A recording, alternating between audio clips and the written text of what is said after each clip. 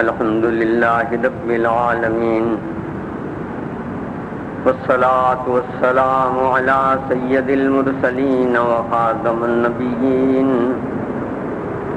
وعلى آله وأصحابه أجمعين. أما بعد فأعوذ بالله من الشيطان الرجيم. بسم الله الرحمن الرحيم. يا أيها الذين آمنوا كتب عليكم الصيام كما كتب على الذين من قبلكم لعلكم تتقون. صدق اللہ مولانا العظیم. حضرات گرامی، اللہ تعالیٰ کا فضل اور انعام ہے، کرم ہے اس کا کہ اشرائے رحمت سے ہم گزر رہے ہیں اور اس کے اختتام پر آ پہنچے. اللہ تعالیٰ اس اشرے کی رحمتیں ہمیں نصیب فرمائے اور جن اعمالات کی اس نے توفیق عطا فرمائی ہے ان میں ہمیں مزید اخلاص سے نیت نصیب کرے اور انہیں قبول فرما کے آخرت میں ہمارے لیے ذریعہ نجات بنائے. مسائل کی بات پچھلے درس میں نے کی تھی اور خصوصاً بہت نازک سا موضوع چھیڑ دیا تھا.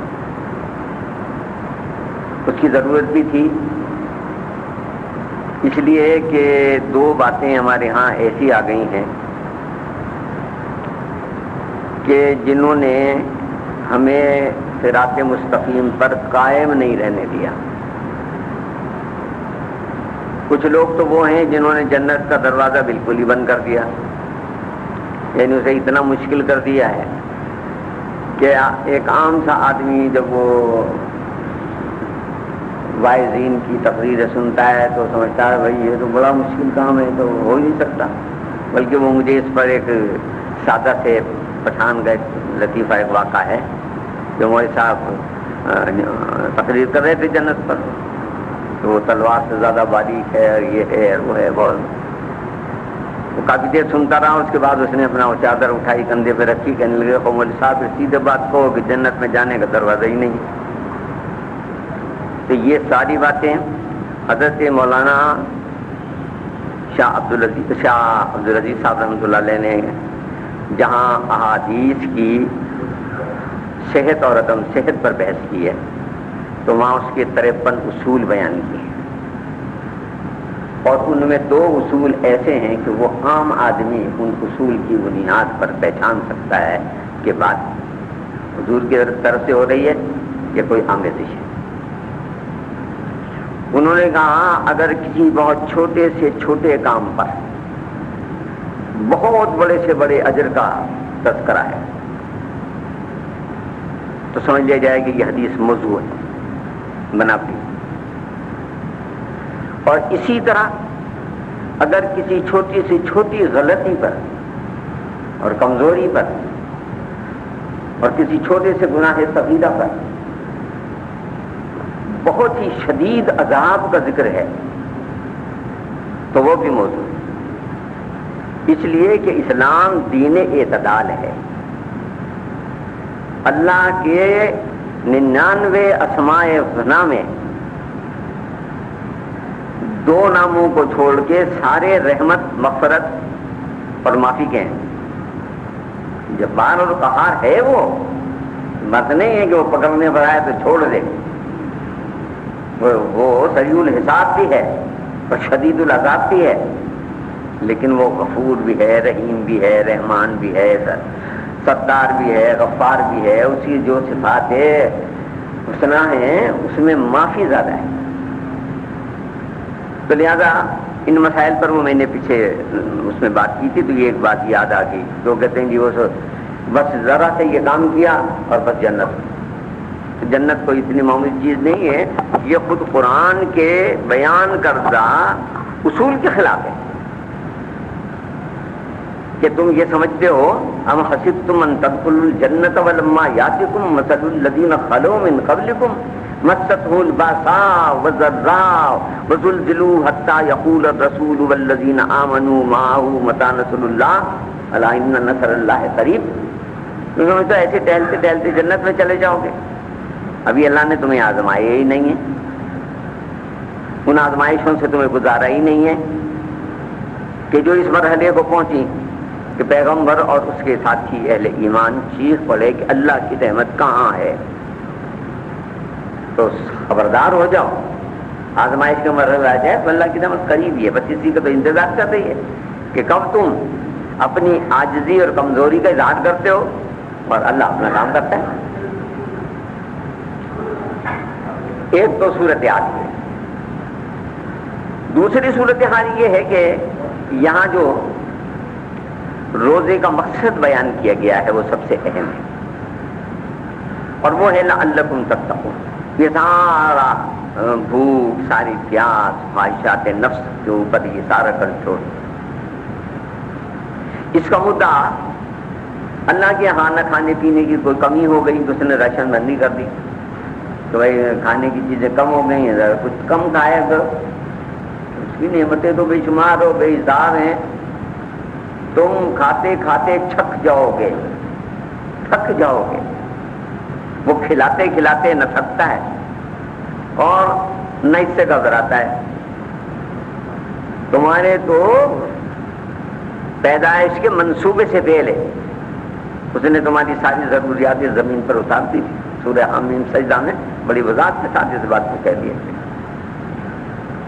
کہ زندگی کا وہ سارا سرمایہ جو تمہیں آج درکار ہے 100 برس بعد کے آدمی کو یہ درکار نہیں ہوگا, اس کو کچھ اور درکار ہوگا.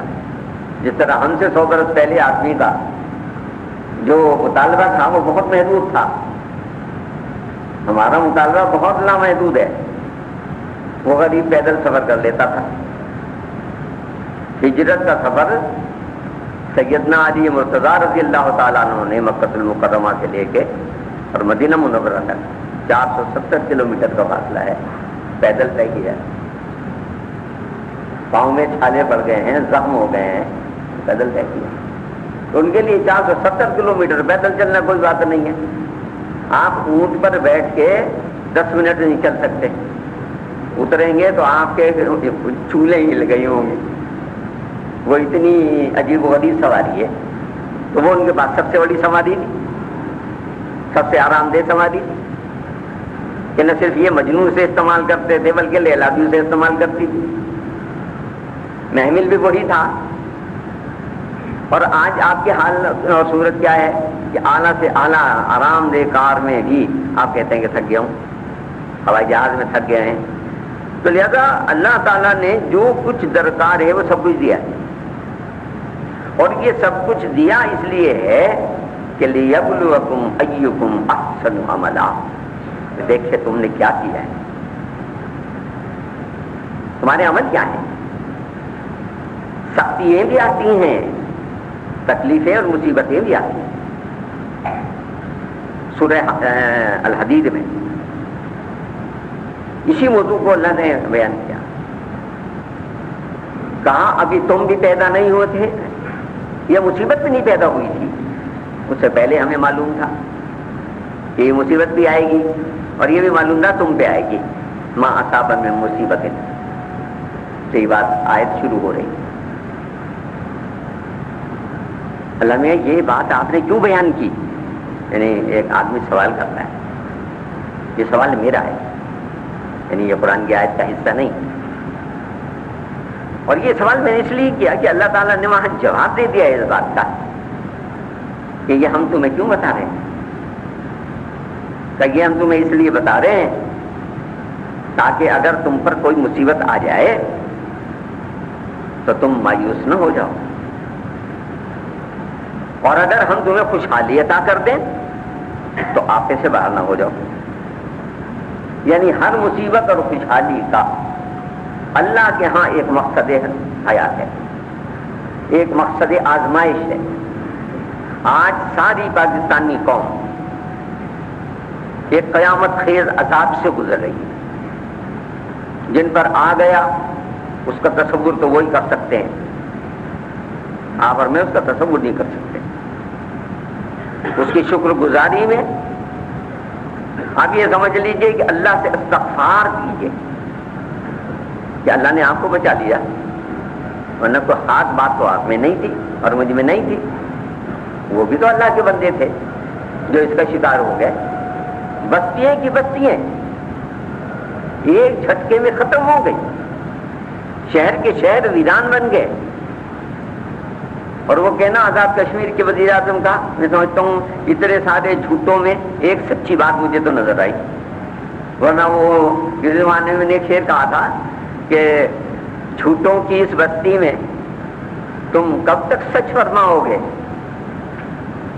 جھوٹوں کی اس بستی میں تم کب تک سچ فرماؤ گے، سر مجھے اندیشہ ہے ایک دن تنہا رہ جاؤ گے، کیونکہ یہاں تو صبح سے شام تک اخبارات اٹھائیں جو کچھ ہے سب جھوٹ ہے، یہ اس کے خلاف جھوٹ، وہ اس کے خلاف جھوٹ، اس کے خلاف بہتان، وہ اس کے خلاف بہتان، اس کے سوا زندگی کچھ نہیں رہی۔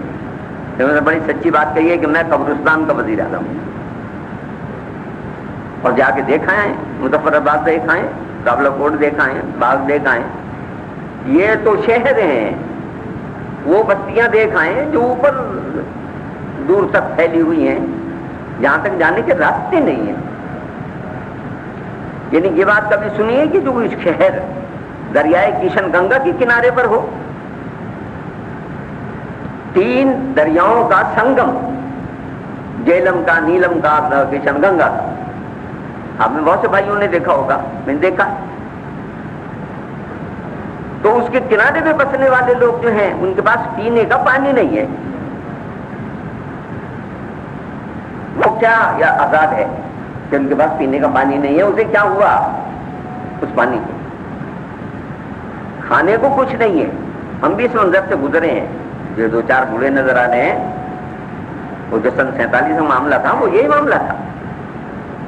یعنی یہاں ایک چھوٹے سے علاقے میں، پورے بر صغیر میں تھا کہ لوگوں کے پاس پیسے تھے، روٹی نہیں تھی، پانی نہیں تھا۔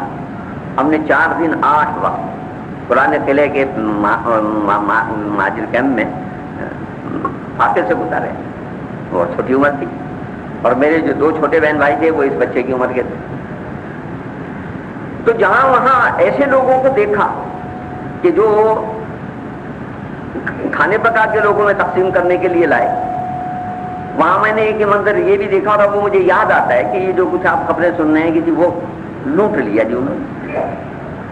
دیکھیں، ایک تو یہ افواہ نویس جو ہے یہ بات کو بہت بتغیر بناتے ہیں۔ اگر کسی بھوکے آدمی نے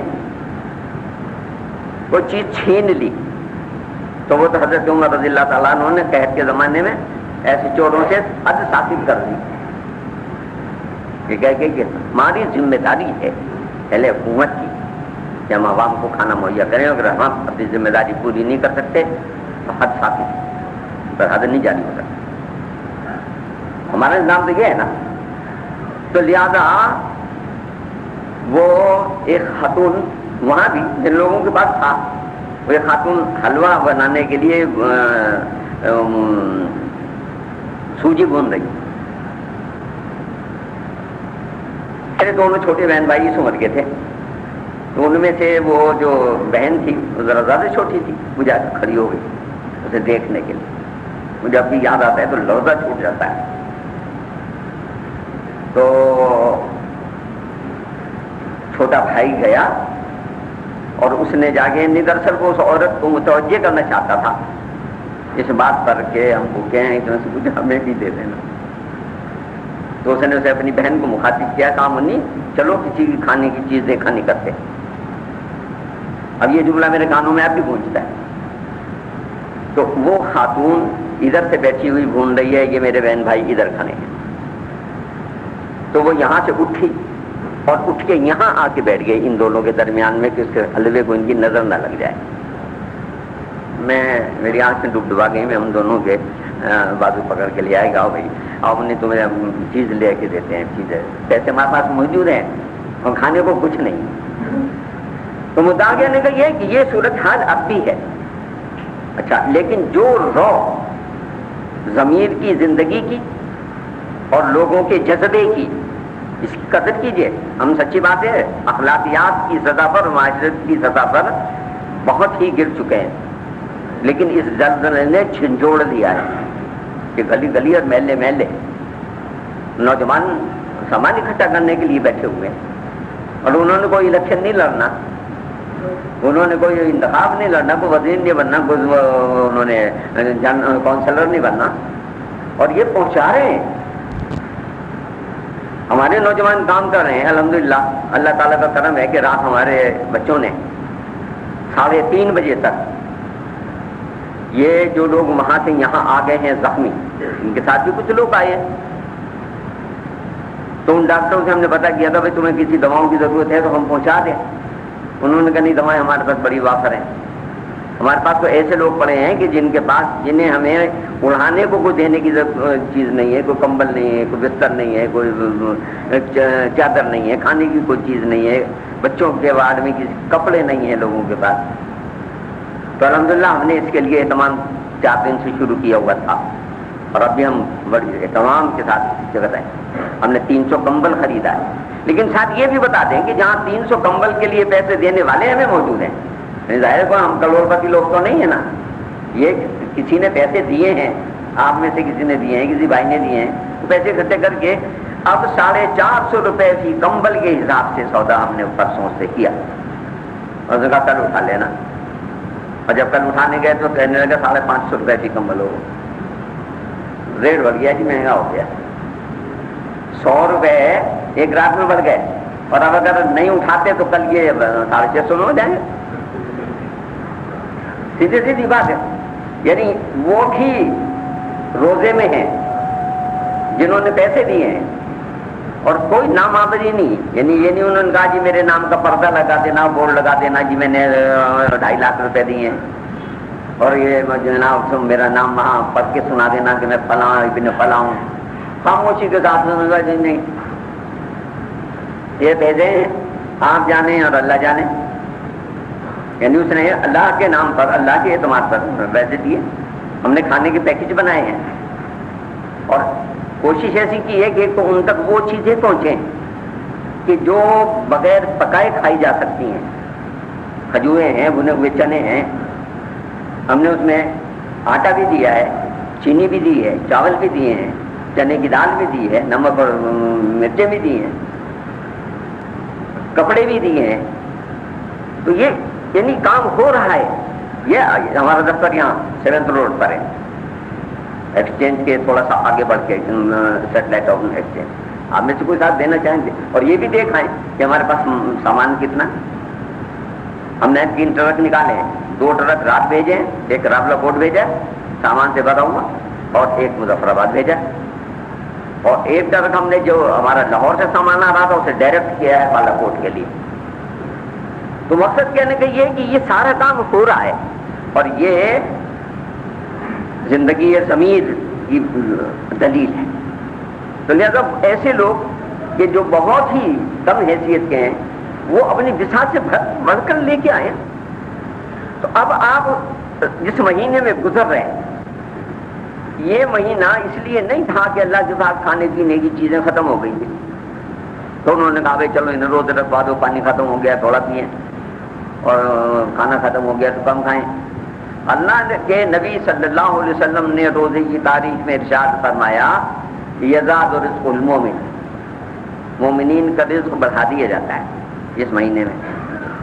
اور آپ سب شہادت دیں گے اس بات، بچے بڑے بوڑھے جوان ذات، کہ جو چیز سال بھر میں دیکھنی نصیب نہیں ہوتی اللہ اس مہینے میں آپ کو کھلا دیتا ہے. کتنے لوگ بیٹھے ہیں جو عام مہینوں میں کھجوریں کھاتے ہیں. اب کس دسترخوان پر کھجور نہیں ہے، کس دسترخوان پر پھل نہیں ہے، اور کچوری ہیں اور کھجلے اور پھینی ہیں اور پتہ نہیں کیا کیا. یہ سادہ سے اسلام کو بڑا ہم نے کیا کہتے ہیں ڈسکو بنا دیا ہے کہ اس میں اتنی چیزیں شامل کر لیں کہ وہاں تو صورت حال یہ ہے کہ کھجور کھا کے روزہ رکھ لیا اور کھجور کھا کے روزہ کھول لیا. نبی صلی اللہ علیہ وسلم کو جو چیزیں پسند جن سے آپ روزہ افطار فرماتے ہیں، روزہ کھولتے ہیں، جن کی تعریف بھی آپ نے کی ہے، پچھلی دفعہ ایک بات اس میں کہہ دی تھی کہ ان لوگوں نے اپنی طرف سے یعنی نیکیاں بڑھاتے ہیں تو وہ نیکیاں نہیں ہیں بلکہ وہ ترک دنیا کی بدعت ہے، ترک دنیا کا وہ عذاب ہے جس میں حضرت عیسیٰ کے امتی گرفتار ہوئی۔ اس بات کو بھی قرآن نے کہا ہے، میں قرآن سے بعد کی باتیں نہیں کرتا، کہا ہم نے ان پر رحمانیت فرض نہیں کی تھی، انہوں نے خود اپنے اوپر اسے طاری کر لیا، اور ظالم ایسے ہیں کہ جس چیز کو خود اپنے اوپر طاری کیا اس کی لاج بھی نہ رکھ سکے۔ اور یہ لا رہبانیت فی الاسلام، اسلام میں کوئی رہبانیت نہیں ہے۔ نبی صلی اللہ علیہ وسلم کھجور سے روزہ کھولتے اور عام طور سے 2 کھجور، اور کھجور نہ ہوئی تو چھوارا، اور چھوارا نہ ہوا تو پانی۔ اب یہ نمک سے روزہ کھولنا 10 دن اور 10 دن فلاں چیز سے اور 10 دن فلاں چیز سے، سنت میں کہیں اس کا کوئی ذکر نہیں، یہ اپنی طرف سے ایجاد بندہ ہے۔ تو لہذا اس مہینے میں اللہ تعالیٰ جہاں اور بہت ساری خوبیاں عطا فرماتا ہے، رحمتیں عطا فرماتا ہے، تو بنیادی تقاضا روزے کا جو ہے وہ لعلکم تتقون ہے کہ یہ تمہاری پرہیزگاری کا ٹیسٹ بھی ہے، یہ تمہاری سیرت کی پختگی کا امتحان بھی ہے، اور یہ معیار بھی ہے اس بات کا کہ واقعی تم خدا سے ڈرتے ہو۔ تقوی کے یہی 2-3 معنی کرتے ہیں نا اردو میں، پرہیزگاری، خدا خوفی، خدا سے ڈرنا، ان چیزوں کو چھوڑ دینا کہ جو خدا کی ناراضگی کا باعث ہے۔ تو لہذا اب یہ تقوی جو ہے اس کے معنی ہم نے محدود کر لیے، اور وہ معنی اس حد تک محدود کر لیے کہ یا اسے تلاش کرتے ہیں ہم مسجد کے اندر، مسجد کے باہر تو اس کا کوئی وجود ہی نہیں ہے نا، منڈیوں میں، بازاروں میں، دفتروں میں اس کا کہیں کوئی وجود نہیں ہے، ڈاکٹر صاحب کے مطب میں وجود نہیں ہے، اسپتال کے میں وجود نہیں ہے، کہیں اس کا کوئی وجود نہیں۔ حالانکہ ہر آدمی کا تقوی اپنا اپنا علیحدہ علیحدہ ہے، جو کام آپ کر رہے ہیں اس میں ڈرنے کا نام خدا سے تقوی ہے۔ اس کا تو بڑا اہتمام کرتے ہیں کہ یہ ٹخنے سے نیچا پجامہ نہ ہو، شلوار جو ہے یہ ٹخنے سے اونچی ہو جائے ورنہ نماز نہیں ہو، اور کچھ اپنی طرف سے بھی لگا لیے، یہ شلوار والی بات تو حدیث میں آئی ہے تو ٹھیک ہے، اور اس کا ایک نفسیاتی پس منظر بھی۔ متکبرین کا لباس ہمیشہ ہر عہد میں ایسا ہی رہا ہے کہ وہ عام لوگوں سے ہٹ کے، کہ ان کے پیچھے ایک لمبا چوغا بھی لٹک رہا ہے، اور تر رہا ہے تو وہ اس کا شملہ بڑا لمبا چوڑا ہے، تاکہ عام آدمیوں سے ذرا رعبدار بن گئے۔ اس سے بچانے کے لیے یہ بات، یعنی یہ بات نہیں ہے کہ اس کی حکمت اس کے سوا کوئی ہے، اس کی حکمت یہ ہے کہ، اور میں اس کی دلیل بھی اس سے لیتا ہوں کہ حضرت سیدنا ابو بکر صدیق رضی اللہ تعالیٰ عنہ نے نبی صلی اللہ علیہ وسلم سے جب یہ حکم آپ نے دیا تو ایک بات انہوں نے فرمائی، کہا سرکار میرا پیٹ کچھ تھوڑا سا بڑھ گیا، تو وہ اکثر میرا جو تہمت ہے وہ نیچے ہو جاتا ہے۔ تو جن لوگوں کے پیٹ بڑھ جائیں عام طور سے ان کے ادار بندہ اگر ذرا سا بھی ڈھیلا ہوگا تو نیچے ہو جائے گی شلوار، اور تہمت تو ویسے ہی نیچے ہو جائے گی اٹھنے بیٹھنے میں۔ تو وہ لرزہ ترسا آئے، انہوں نے کہا میرے ساتھ تو یہ ہوا ہے، میرا پیٹ تو بڑھ گیا تو لہٰذا یہ نیچے ہو جاتا ہے کیا؟ آپ نے کہا ابو بکر یہ تیرے لیے نہیں ہے، تیرے دل سے تو خدا کا خوف نے تکبر ویسے نکال دیا ہے، یہ تو متکبرین کو آدمی بنانے کے لیے۔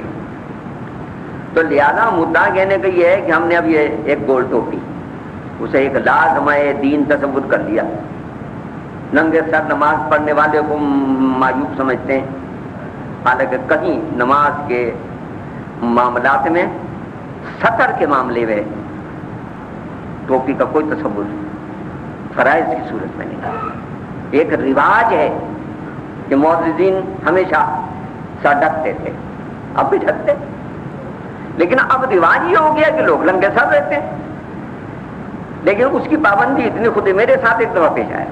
میں تو ساری زندگی کبھی ٹوپی نہیں اتاری. جو ٹوپی اتارو تو نشان اس طرح پڑا ہوا ہے کہ جیسے رات کو تو سوتا بھی ٹوپی اوڑھ گئی. تو پتہ نہیں کیا ہوا, وہ مغرب کی نماز کے لیے اٹھا تو ٹوپی لینا بھول گیا, مسجد چلا گیا, جماعت کھڑی تھی, جماعت میں شامل ہو گیا. نماز سے فارغ ہوا تو ایک بزرگ, اور ہمارے یہاں بزرگ کی صورت یہ ہے کہ ہر آدمی مفتی ہے, اور اس حد تک ہے کہ وہ کہتا ہے بھائی یہ میری رائے ہے, یہ قرآن و حدیث ہے, تو جان تیرا علم اور کچھ نہیں. کہیں تمہاری تو نماز نہیں ہوئی. ایک کیا کچھ ہو گیا, ننگے سر تو انہیں نماز پڑھی ہے, غلطی سے ٹوپی بھول آیا تھا, جماعت نکل جاتی ہے, اگر پھر واپس لینے کے لیے جاتا. تو اب ان حضرت نے مجھے تجویز بھی دی, تو تو نے قمیض اتار کے سر کو کیوں نہیں باندھ دی. اب یہاں کچھ علماء بھی بیٹھے ہیں, وہ خود سوچ لیں کہ ناف جو ہے وہ سطر میں شامل ہے. ناف سے لے کے گھٹنے تک کا حصہ وہ ہے کہ جس کو ڈھکنا فرض ہے, یہ کھل جائے تو ایسا ہے جیسے آدمی ننگا ہو گیا. تو اب ان حضرت کے نظر میں نماز میں سر ڈھکنا اتنا اہم ہے کہ کرتا اتار کے سر پہ باندھو, ننگے ہو کے نماز پڑھ لو. تو یہ خود ساختہ تقویٰ, اور اس تقوی کی صورتحال وہ ہے کہ وہ 450 پر سودا کر کے کہتا ہے 550 دو. پھر اس تقوی کا حال کیا ہے کہ عمرہ کرنے بھی ہر سال جا رہا ہے, حج بھی پتہ نہیں کتنے سارے کر لیے, اور اگر وہ گھی بیچتا ہے تو گھی میں ملاوٹ, آٹا بیچتا ہے آٹے میں ملاوٹ, مرچیں بیچتا ہے مرچیں میں ملاوٹ, اشیاء خوردنی میں جو کچھ بیچ رہا ہے سب میں ملاوٹ. اس سمجھتا ہے یہ تقوی کا ان خلاف نہیں ہے. یہ کیوں؟ اس لیے کہ اسے غریب کو میں اسے مظلوم سمجھتا ہوں اس اعتبار سے کہ سمجھانے والوں نے, جن کا ذکر میں نے ابتدا میں کیا تھا کہ کچھ نے تو دروازہ بالکل چوپٹ کھول دیا کہ جناب ربیع الاول میں ایک دیگ پکا دو, ایک محرم میں پکا دو, ایک رجب میں پکا دو, ایک شعبان کی 15 کو پکا دو, بس جنت تمہارے لیے عام ہو, کچھ کرنے کی ضرورت نہیں. دوسرے جو ہیں انہوں نے اتنا مشکل کر دیا ہے, اتنا بوجھ لا دیا ہے کہ وہ کہتے ہیں نہیں یہ بھی ہو, یہ بھی ہو, یہ بھی ہو, یہ بھی ہو. حالانکہ اللہ کے رسول نے جتنی رعایت دی ہے, زیادہ سے زیادہ رعایت دی ہے کہ بھائی اگر تم نفلیں اس لیے رکھی ہیں, یہ بھی آپ سمجھ لیں, ہم ان پر بہت پابندی کرتے ہیں, اور خاص طور سے نوجوانوں کے حق میں انہیں دین سے بھگانے میں یہ ایک اہم نقطہ ہے کہ آپ ان سے 17 رکعتیں پڑھواتے ہیں عشاء میں. تو یہ 17 رکعتوں کا پڑھوانا, اب آپ میری عمر میں آ جائیں تو پھر 17 کی جگہ 27 پڑھ لیں اور پڑھا لیں. میرے استاد تھے, اللہ انہیں غنی رحمت فرمائے, مولانا احمد علی صاحب محدث سہارنپور رحمۃ اللہ علیہ, شیخ الکل مولانا شاہ نذیر حسین صاحب محدث دہلوی رحمۃ اللہ علیہ تھے. تو انہوں نے تکمیل حدیث کی تھی, تو وہ ہمیں نوجوانی اور لڑکپن کے زمانے میں منع کرتے تھے نفلیں پڑھنے سے. میں ایک دن پوچھ لیا کہ لوگ تو کہتے ہیں یہ اتنی پڑھو, اور یہ چاچ کی بھی پڑھو, اور عوابین کی بھی پڑھو, اور اس کی بھی پڑھو, اور اس کی بھی پڑھو, آپ عشاء کی بھی نہیں پڑھنے دیتے. انہوں نے کہا میاں اتنا بوجھ اٹھاؤ جتنا اٹھا سکو, اور نہیں اٹھاؤ گے تو پھر چھوڑ کے بھاگ جاؤ گے. لہذا 4 فرض 2 سنتیں 3 وتر پڑھ لیا کرو, یہ لازمی ہے. یہ چھوڑو گے تو اللہ پکڑ لے گا. لیکن اگر غیر موقعہ سنتیں عشاء کی 4 پہلی اور عصر کی 4 پہلی تم نے نہیں پڑھی تو اللہ تمہیں نہیں پکڑے گا, کیونکہ اللہ نے اسے ضروری قرار نہیں دیا. نبی صلی اللہ علیہ وسلم نے کبھی پڑھ لی, بس وہ سنت غیر موقعہ ہو. تو عرض کرنے کا مدعا یہ ہے کہ جناب جو کام آپ کر رہے ہیں اس میں سمجھیے کہ خدا کو راضی کرنے کے لیے کر رہے ہیں یا نفس کو راضی کرنے کے لیے کر رہے ہیں, اس کا نام تھا. تو آج بات ہو رہی تھی اس زلزلہ زدگان والی بات پر. یہ مت سوچئے کہ آپ نے کیا دیا, یہ سوچئے آپ نے کس کو دیا.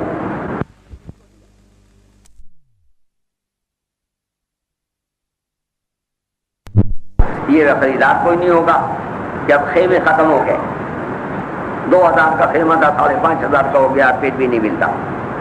اور دوسری بات ہم حکومت سے کہتے ہیں راستوں کو محفوظ رکھنا آپ کی ذمہ داری ہے. قوم پوری طرح اس معاملے میں تمہارے ساتھ ہے، اس میں کوئی اپوزیشن نہیں ہے، کوئی مخالفت نہیں ہے کسی، اس لیے کہ یہ مصیبت ہم سب پر آئی، حکمرانوں پر بھی آئی ہے اور عوام پر بھی آئی ہے اور اپوزیشن پر بھی آئی ہے. تو ایک تو جن لوگوں کو ضرورت ہے ان کی ضرورت پوری کرنے کے لیے اٹھیے، اور دوسری بات یہ ہے کہ عوام سے لے کے اور حکمران تک اس بات پر غور کریں کہ یہ مصیبت آئی کیوں ہے. اللہ تعالیٰ کافروں پر عذاب بھیجتا ہے، اور محمد رسول اللہ صلی اللہ علیہ وسلم سے اللہ تعالیٰ حضور نے 2 دعائیں کی تھی، ایک مقبول فرما لیا نا، کہا تھا اے اللہ میری قوم پر عذاب نہ بھیجیو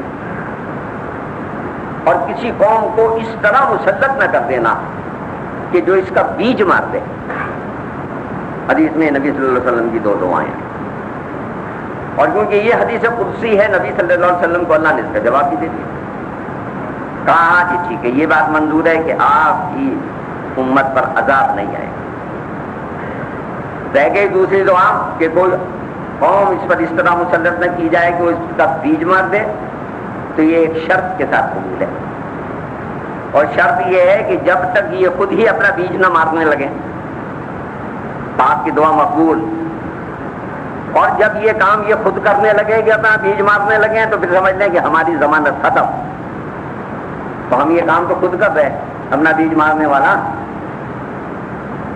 وہاں ہندو اگر مارتا ہے تو صبر آ جاتا ہے کہ ہندوستان میں مسلمان کو قتل کر دیا جی، شہید کر دیا ہندو نے، فلسطین میں یہودی نے شہید کر دیا جی، اور فلاں جگہ امریکہ اور برطانیہ نے شہید کر دیا. یہاں بتاؤ یہاں کس طرح سے صبر آئے جب جو شہید ہو رہا ہے وہ بھی لا الہ الا اللہ محمد رسول اللہ کہنے والا ہے، جو گولی مار رہا ہے وہ بھی لا الہ الا اللہ محمد رسول اللہ کہنے والا ہے. وہ اسی بات کی طرف سمجھ لیجیے کہ یہ جو ہمارے مکاتیب فکر ہیں یہ ہمارے مذاہب نہیں ہیں، یہ ہمارے علیحدہ علیحدہ دین نہیں ہے، یہ تعبیرات ہیں، اور اس کی گنجائش موجود ہے. جس چیز کی گنجائش موجود ہے اس پر لڑنا جہالت کی بات. میں ہر شخص کے پیچھے نماز پڑھ لیتا ہوں بغیر یہ پوچھے ہوئے تیرا عقیدہ کیا ہے، اس لیے کہ یہ جب نماز پڑھائے گا تو کیا کرے گا، یہ اللہ اکبر کہے گا، میں بھی اللہ اکبر کہہ رہا ہوں. اب اللہ اکبر کہنے کے بعد یہ رکوع کرے گا تو بھی اللہ اکبر کہے گا، وہی تسبیح پڑھے گا، سجدے میں جائے گا وہی تسبیح پڑھے گا، نماز ختم کرے گا اسی انداز سے ختم کرے گا، 6 فرائض وہی کرے گا جو فرض ہیں، اور باقی جو کچھ ہے وہ تو یہ سنت ہے یا فضیلت کی بات ہے کہ آپ جس کو کہتے ہیں کہ فلاں راوی سے تک پہنچ آئیے تو افضل ہے، نہیں کہتا ہوں نہیں یہ افضل ہے، تو افضل کی بات ہے، فرض کی تو بات نہیں. تو اس بات پر غور کیجیے عذاب کیوں آ رہا ہے، یہ تنبیہ آ رہی ہے ہم پر اللہ کی طرف. مذہب کا ہم مذاق اڑا رہے، اللہ کے دین کی نئی سے نئی تعبیریں ہم کر رہے ہیں، قرآن مجید کے ساتھ ہم نے تمسخر کیا ہوا ہے، ہر چیز کو روشن خیالی اور اعتدال پسندی کے چوکٹے میں فٹ کرنا چاہتے ہیں. گویا خدا کی وحی تم پر نازل ہو رہی ہے اور کوئی نیا اسلام تم پر نازل ہو رہا ہے، اور تم اتنے بڑے مفتی ہو گئے اور اتنے بڑے معلم ہو گئے اور اتنے بڑے تم صاحب الہام وہی ہو گئے کہ قرآن مجید کی جو تعبیر کرو بس وہ حق ہے، اور جو 1436 برس سے ہوتی آ رہی ہے وہ حق نہیں ہے. خدا سے ڈرو، یہ تنبیہ ہے، اسے آگے نہ بڑھنے دو، یہ واپس استغفار سے ہوگی، یہ واپس خدا سے معافی مانگنے سے ہوگی، یہ اپنے رویوں پر نظر ثانی کرنے سے ہوگی. جو جس منصب پر بیٹھا ہے اس منصب کے مطابق سوچے کہ وہ کیا کر رہا ہے. ہم نے اس دفعہ مقالہ لکھا تھا اور لکھتے ہوئے بڑی طمانیت محسوس ہوئی تھی، لیکن اب چھپنے دیتے ہوئے خوف آتا ہے. میں نے اس میں یہ کہا تھا کہ دیکھو اللہ تعالیٰ کا کرم ہے ہم پر کہ اتنا بڑا زلزلہ اور اتنی بڑی مصیبت آئی ہم پر، لیکن کوئی ایک دکان نہیں لوٹی، کسی ایک بچی کی عصمت خراب نہیں ہوئی، کوئی ایک زیادتی نہیں ہوئی، لوگوں نے ہمدردی اور بھائی چارے کا مظاہرہ کیا. تمہارے ہاں طوفان آیا، کترینا آیا، ریٹا آیا، نیو لورینزا آیا، جو کچھ بھی آیا، تو خود تمہاری قوم نے جہاں بے حیائی، فحاشی اور بدکاری پر کوئی پابندی نہیں ہے، جس عورت کا ہاتھ کسی سے پکڑ لو وہ تمہارے ساتھ چلنے کو تیار، جسے صبح کو ناشتہ کرا دو وہ جو مرضی ہے اس کے ساتھ کر لو، جسے رات کو کھانے کی دعوت دے دو وہ تمہاری بیوی بن جائے. لیکن وہاں اجتماعی گینگ ریپ کا جو حال ہے وہ اخبارات میں پڑھ لو. لیکن اب ہمارے منہ تم کالے کرا رہے ہو کہ تم مسلمان ہو کے، اگرچہ وہ چند لوگ ہیں جو یہ کام کر رہے ہیں، یہ اجتماعی کام نہیں ہے، یہ چند وہی غنڈے بدماش ہیں، وہی چودھری ہیں جن سے چکلے چلتے ہیں، یا وہی لوگ ہیں جو خرکار ہیں، یہ وہی لوگ ہیں جو بردہ فروش ہیں. یہ مسلمان تو نہیں ہے. مسلمان تو وہ ہوتا ہے جس کے ہاتھ سے مسلمان محفوظ ہوتا ہے. تو بھائیوں اپنے اپنے رویوں پر نظر ثانی کرو اور اس برے وقت میں جو امداد کر سکتے ہو وہ کرو. محفوظ طریقہ، سب سے بہتر طریقہ اس کے کرنے کا یہ ہے، ذاتی طور پر نہیں پہنچا سکتے، اجتماعی طور پر پہنچانے کے لیے کسی تنظیم کے ساتھ بھی رابطہ کر لیجیے. اور زیادہ بہتر طریقہ یہ ہے، ہم نے تو اب یہ سوچا ہے کہ ہم اکٹھا کر رہے ہیں اور اکٹھا کرنے کے بعد ہم اس کے لیے رابطہ کریں گے، ٹھیک ہے، ہمیں تحفظ دے حکومت، پہنچانے کی ذمہ داری ہماری، کارکن بھی ہم دیں گے، سامان بھی دیں گے، مال بھی دیں گے، ٹرک کا کرایہ بھی دیں گے. لیکن اس بات کے لیے حکومت ہمیں ضمانت دے کہ اس کے ساتھ فوج کے آدمی جائیں گے، اور یا کوئی ایسا پوائنٹ مقرر کریں جہاں فوج کے آدمی یہ سامان لے لیں. میں اپنی بات کہہ کے بات ختم کر دیتا ہوں. جس ٹرین سے سن 47 میں ہم ہندوستان سے آئے، ہمارے سے پہلے 3 ٹرینیں پوری کٹ گئی امرتسر پر، اور ہمارے بعد بھی 2 پوری ٹرینیں شہید ہو گئی لدھیانہ پر. 5 ٹرینیں کے مرد و عورت میں سے کوئی نہیں بچا. ہماری ٹرین الحمدللہ پوری بچ گیا ہے. کسی کی ہمت نہیں تھی کہ پلیٹ فارم کے پاس آ جائے. تو میں آج بھی ان لوگوں کے لیے دعا کرتا ہوں، اگر زندہ ہیں تو اللہ تعالیٰ انہیں خوشحالی عطا فرمائے اور ان سے راضی ہو، اور دنیا سے رخصت ہو گئے ہیں تو اللہ تعالیٰ ان کو اجر عطا فرمائے، ان کی عاقبت اچھی کرے. ہماری ٹرین کے ساتھ بلوچ ریجیمنٹ کے 13 جوان تھے، اور ایک ان کا افسر تھا. 14 آدمی تھے، ایک ڈبہ ان کا تھا. جہاں کہیں گاڑی رکتی تھی وہ 14 اتر کے ہر ڈبے کے سامنے ایک ایک کھڑا ہو جاتا تھا. پھر کسی کی مجال نہیں تھی کہ وہ ہمارے پاس آ جائے. لہذا 14 آدمیوں کی بنیاد پر آپ سمجھ لیجئے کہ 3,500 آدمیوں کا قافلہ دلی سے چلا ہے تو لاہور تک بحفاظت پہنچ گیا. تو بھائی یہاں حکومت کے نمائندے بیٹھے ہیں، ہم کہتے ہیں یہ تحفظ آپ کی ذمہ داری ہے، آپ نے اس کا طریقہ سوچیں کہ آپ ان قافلوں کو وہاں تک پہنچنے کے لیے نہیں دیتے تو آپ ایک پوائنٹ مقرر کر لیں کہ بھائی یہاں بات جانا ہے آپ کو، ارجا تک آپ آ جائیں، مظفرآباد جانا ہے کوہانہ تک آپ آ جائیں، یہاں سے پھر ہم لے لیں گے، آگے تقسیم ہم کریں گے. اور تقسیم کرنے میں ہمیں آپ پر اطمینان ہے. ہم یہ نہیں کہتے کہ خدا نخواستہ آپ کوئی دخل فصل کریں گے، ظاہر ہے اسی قوم کا آپ حصہ ہیں اور اسی قوم کے مسائل ہیں، تو لہٰذا اسے ذرا سلیقے سے قوم کھلے دل سے دے، اور بانٹنے والے خدا کو حاضر ناظر سمجھ کے سے بانٹیں، اور یہ سوچ لیں کہ اگر یہ جھٹکا ذرا سا آگے آ جاتا تو تمہارا میرا کیا حال ہوتا. جن پر آ گیا انہوں نے تو دیکھ لیا، تم نے میں نے نہیں دیکھا تو اپنے جسم کی زکات دو، اپنے مال کا صدقہ دو، اپنے زندہ رہنے کا ثبوت دو، اور اپنے مسلمان ہونے کی شہادت دو. تو آئی چند باتیں تھیں. ظاہر ہے کہ کوئی سیاسی بات نہیں ہے، کسی کی مخالفت نہیں ہے، کسی کی حمایت نہیں ہے. حکومت ہے ہماری ہے، ہم ہیں حکومت کے ہیں. پاکستان ہے ہمارا، اور پاکستان ہماری شناخت ہے، اور اسلام ہماری شناخت ہے. جن پر گزری ہے وہ پاکستانی ہے اور مسلمان ہیں. لہٰذا سب کے سب اپنا اپنا حصہ ادا کریں، اور جس پر اعتماد ہے اسے دے دیں، جس تنظیم پر آپ کو اعتماد ہے اسے دے دیں، جس ویلفیئر پر آپ کو اطمینان ہے اسے دے دیں. ہم یہ نہیں کہتے کہ کوئی ہم آپ سے چندہ مانگنے آئیں کہ نہیں جی وہ ہمارے ہاتھ ہے. ہم نے بتا دیا بھائی ہم بھی یہ کام کر رہے ہیں، اور اگر کوئی کر رہا ہے بسم اللہ اسے جماعت کو دے دیں، اسی تنظیم کو دے دیں. تو اللہ تعالیٰ اپنی رحمتوں سے جس مصیبت میں یہ ساری امت اس وقت گرفتار ہوئی ہے اس مصیبت کو دور فرمائے اور ہمارے ان گناہوں کو معاف کر دے جن کی سزا کے طور پر یہ تنبیہات ہم کرا رہی ہیں. وآخر دعوانا الحمد للہ رب العالمین.